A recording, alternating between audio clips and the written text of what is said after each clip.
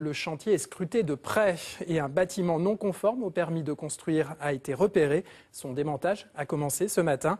Parallèlement, la FNSEA, principal syndicat agricole, fait son entrée dans le débat. Sabine et Bernard Godard. On a adapté au mieux pour l'organisation du travail, au mieux nos bâtiments. On a bougé un peu, ouais, c'est vrai, quoi. Mais bon, c'est pas grave. Si ça va pas, on va le bouger, on va le mettre dans l'autre sens. Michel Ramry l'avait dit, il le fait. Le démontage du bâtiment qui abritait des ballots de paille a commencé hier matin. À la demande des services de l'État, l'entrepreneur se met en conformité avec le permis de construire qui lui a été accordé, en attendant l'instruction d'un permis modificatif déposé en novembre. Une étape en forme de victoire pour les opposants à ce projet d'élevage. La limite, c'est quand il y a une rupture. Ça veut dire que c'est un ordinateur qui va gérer le cheptel et ne plus l'éleveur. Et aujourd'hui, parce que la technologie, ce n'est pas l'élevage industriel. Toutes les fermes, ils ont un robot. Ça, c'est la modernité. Ouais.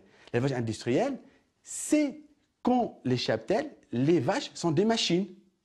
Voilà, ça veut dire l'alimentation tombe d'elle-même, la vache, elle va d'elle-même se faire traire, la traiteuse, c'est une mécanique, et derrière l'écran, c'est un technicien. Voilà, c'est ça la différence.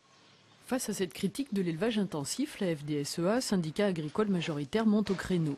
Olivier Thibault est éleveur près de Flixecourt, 70 vaches, un robot de traite et des projets d'agrandissement.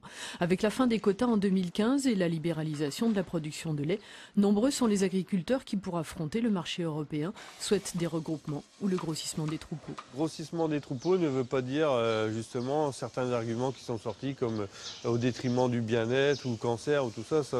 C'est hors de question d'avoir des arguments pareils. Pour moi, ils sont faux. Donc, de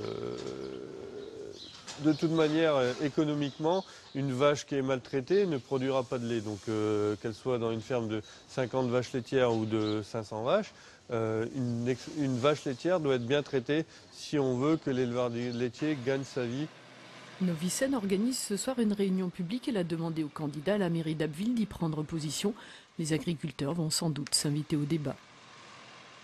Cette image signée Francis Maillard à Soissons. La CGT appelait les personnels de la fonction publique à manifester. Mouvement pour défendre l'emploi.